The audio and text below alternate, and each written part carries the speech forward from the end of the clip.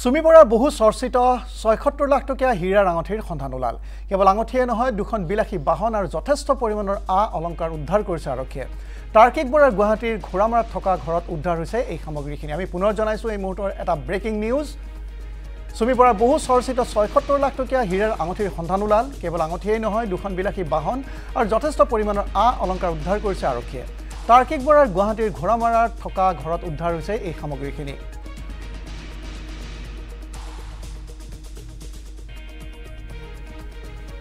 আৰু এই বিষয়ে আমাক অধিক জনাব আমাৰ chief crime reporter Dimbeswar Gogoi. Dimbeswar Gogoi, ইতিমধ্যে সুমি বৰাৰ বহুখিনি অলংকাৰ আৰু বাহনৰো সন্ধান ওলাইছে, সবিশেষ আপোনাৰ পৰা জানিব বিচাৰিছোঁ।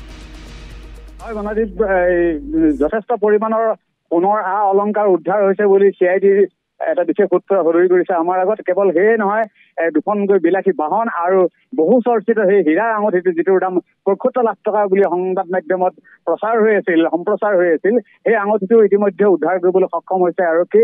যথেষ্ট উৎকণ্ঠাৰে বাট চাই আছিল বহু লোকে যে সেই ৭৬ লাখ টকীয়া হীৰাৰ আঙঠিটো উদ্ধাৰ হ'বনে নহয়। সুমি বৰাই এই ক্ষেত্ৰত সুমি বৰাক যথেষ্ট জেৰা কৰা হৈছিল। জেৰাত কিন্তু স্পষ্ট কোনো উত্তৰ লাভ কৰিব পৰা নাছিল আৰক্ষীয়ে। তাৰ পাছতে আৰক্ষীয়ে নিজাকৈ তদন্ত আৰম্ভ কৰিছিল।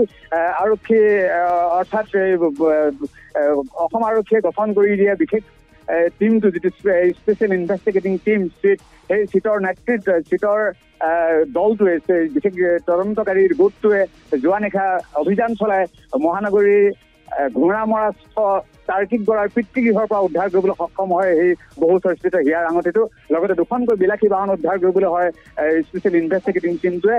আৰু লগতে কেইবা কোটি টকা মূল্যৰ সোণৰ অলংকাৰ উদ্ধাৰ কৰা বুলি এই CIDৰ সূত্ৰই আমাৰ আগত সদৰি কৰিছে। আৰু এই উদ্ধাৰ হোৱা হীৰাৰ আঙঠি, বহু কোটি টকা মূল্যৰ সোণৰ অলংকাৰ আৰু দুখনকৈ বিলাসী বাহন লৈ ইতিমধ্যে স্পেচিয়েল ইনভেষ্টিগেটিং টিমৰ এটা দল গৈ উপস্থিত হৈছে ডিব্ৰুগড়ত।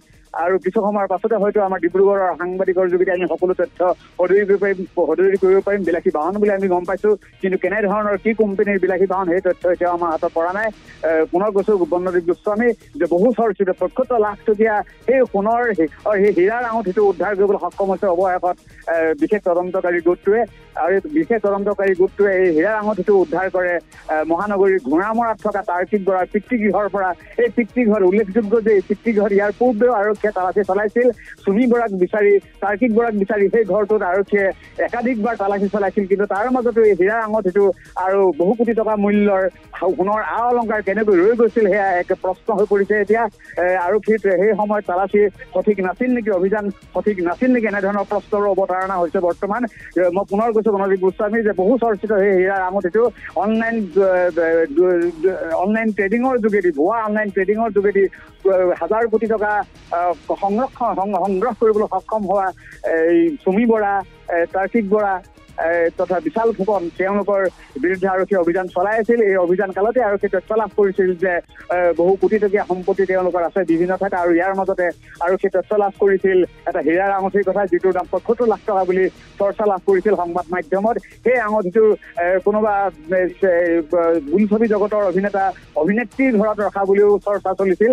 কিন্তু ইয়াৰ বিপৰীতে আৰক্ষীয়ে যোৱা নিশা উদ্ধাৰ কৰিবলৈ সক্ষম হয় এই হীৰাৰ আঙঠিটো মহানগৰীৰ ঘোঁৰামৰাৰ তাৰ্কিক বৰাৰ পিতৃগৃহৰ পৰা।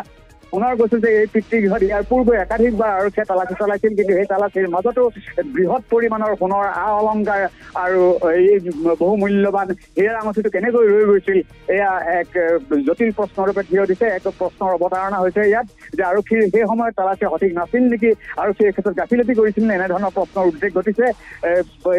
শেহতীয়াকৈ যেতিয়া সুমি বৰা গ্ৰেপ্তাৰ বৰণ কৰে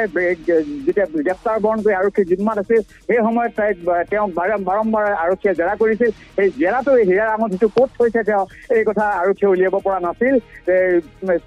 বিভিন্ন ধৰণৰ মিথ্যাচাৰৰ আশ্ৰয় লৈছিল এই সুমি বৰাই আৰক্ষীক বিপথে পৰিচালিত কৰাৰ চেষ্টা কৰিছিল। এই হীৰাৰ আঙঠিটো কোনোবা অভিনেত্ৰী নে অভিনেতাৰ ঘৰত তেওঁ থোৱা বুলি আৰক্ষীৰ আগত প্ৰকাশ কৰিছিল। কিন্তু সেই সুমি বৰাই দাঙি ধৰা তথ্য অনুসৰি আৰক্ষীয়ে বিচাৰি পোৱা নাছিল। অসম আৰক্ষীয়ে গঠন কৰি দিয়া বিশেষ তদন্তকাৰী গোটটোৱে যোৱা নিশা অভিযান চলাই এই বহু মূল্যৱান হীৰাৰ আঙঠিটো উদ্ধাৰ কৰিবলৈ সক্ষম হয় তাৰ্কিক বৰাৰ ঘোঁৰামৰাৰ পিতৃগৃহৰ পৰা। আৰু ইতিমধ্যে এই বিশেষ তদন্তকাৰী দলটোৱে এই বহু কোটি টকা মূল্যৰ সোণৰ অলংকাৰ এই ৭৫ লাখ টকীয়া হীৰাৰ আঙঠিটো আৰু দুখনকৈ বিলাসী বাহন লৈ ডিব্ৰুগড়ত উপস্থিত হৈছেগৈ আৰু ইয়াৰ পিছতে তদন্ত আৰম্ভ হ'ব আৰু বহু সম্পত্তি উদ্ধাৰ হোৱাৰ সম্ভাৱনা আছে ভুৱা অনলাইন ট্ৰেডিঙৰ যোগেদি সংগ্ৰহ কৰা এই বিভিন্ন বহু কোটি কোটি টকা মূল্যৰ সা সম্পত্তি উদ্ধাৰ কৰিবলৈ এতিয়াও বাকী থকা বুলি CID ৰেপুটটোৱে আমাৰ আগত প্ৰকাশ কৰিছে বনজিৎ গোস্বামী। ধন্যবাদ জনাইছোঁ ডিমেশ্বৰ গগৈ।